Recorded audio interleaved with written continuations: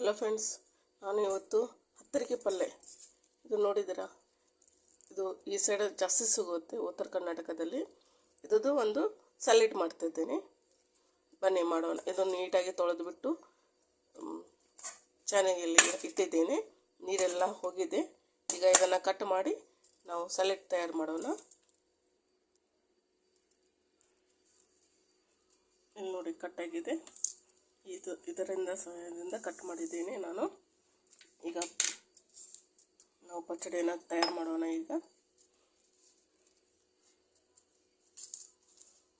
Cut ಮಾಡಿದ ಸೊಪ್ಪನ್ನು ಹಾಕೊಳ್ಳೋಣ. ಹಾಗೆ ಈರುಳ್ಳಿ, ಟೊಮೆಟೊ, ಸ್ವಲ್ಪ ಹಸಿಮೆಣಸಿನಕಾಯಿ ನೆನೆ ಕಟ್ ಮಾಡಿದ್ದು, ಕೊತ್ತಂಬರಿ ಸೊಪ್ಪು ಸ್ವಲ್ಪ, ಹಾಗೂ ರುಚಿಗೆ ತಕ್ಕಷ್ಟು ಉಪ್ಪು, ಹಸಿಮೆಣಸಿನಕಾಯಿ ಹಾಕಿದ್ದಕ್ಕೆ ಸ್ವಲ್ಪ ಖಾರ ಹಾಕೋಣ, ಜಾಸ್ತಿ ಬೇಡ. ಹಾಗೆ ಇನ್ನೊಂದು ನೋಡಿ, ಇದು ಕಾರಾಳು. ನಮ್ಮ ಸೈಡೆಲ್ಲ ಕಾರಾಳು ಅಂತಾರೆ, ನಿಮ್ಮ ಸೈಡ್ ಏನಂತಾರೆ ನನಗೂ ಗೊತ್ತಿಲ್ಲ ಅಷ್ಟು. ನೀವು ತಿಳಿದುಕೊಳ್ಳಿ. ಇದನ್ನು ನೋಡಿ, ಎಷ್ಟು ಕಪ್ಪಾಗಿರುತ್ತೆ, ಸಣ್ಣ ಕಾಳಿರುತ್ತೆ. ಇದನ್ನು ನಾನು ಫ್ರೈ ಮಾಡಿ ಇಟ್ಕೊಂಡಿದ್ದೀನಿ.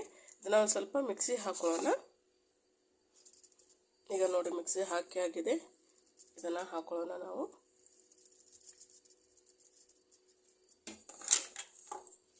ಆನಂತರ ಒಂದು ಸ್ಪೂನು ಎಣ್ಣೆ, ಚಿಕ್ಕ ಸ್ಪೂನ್ಲೇ ಒಂದು ಸ್ಪೂನ್ ಎಣ್ಣೆ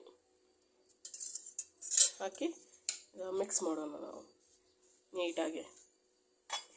ಇದು ನೋಡಿ, ಸಲಾಡ್ ತಯಾರಾಗಿದೆ. ಸ್ವಲ್ಪ ಉಪ್ಪು ಹಾಕಿದ್ದಕ್ಕೆ ಇದು ಸೊಪ್ಪು ಇದೆಯಲ್ಲ ಸ್ವಲ್ಪ ಕುರುಗುತ್ತೆ, ಅಲ್ಲೇ ಮೆತ್ತಗಾಗುತ್ತೆ ಉಪ್ಪಿಗೆ.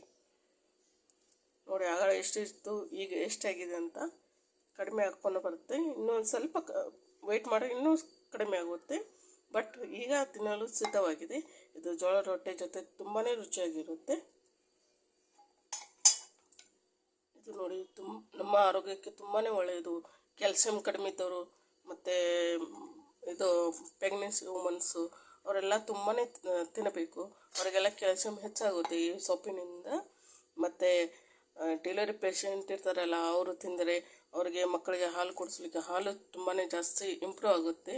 ಹೀಗಾಗಿ ಇದನ್ನು ಭಾಳ ಅಂದರೆ ಭಾಳ ಜನ ಯೂಸ್ ಮಾಡ್ತಾರೆ.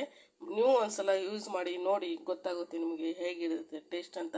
ಆದರೆ ಇದು ಫ್ರೆಶ್ ತಿಂದರೆ ಅಷ್ಟೇ ಭಾಳ ಯೂಸ್ಫುಲ್ ಆಗುತ್ತೆ. ಸ್ವಲ್ಪ ಲೇಟ್ ಆಯಿತು ಅಂದರೆ ಸ್ವಲ್ಪ ಕಹಿ ಹೊಡೆಯುತ್ತೆ ಇದು, ಯಾಕಂದರೆ ಕಹಿ ಇರುತ್ತೆ ಸೊಪ್ಪದು. ಹಾಗಾಗಿ ಮಾಡಿದ ತಕ್ಷಣ ನೀವು ಸರ್ವ್ ಮಾಡಿ ತಿನ್ನಬೇಕು. ಹಾಗಾಗಿ ತುಂಬಾ ಟೇಸ್ಟಿಯಾಗಿರುತ್ತೆ.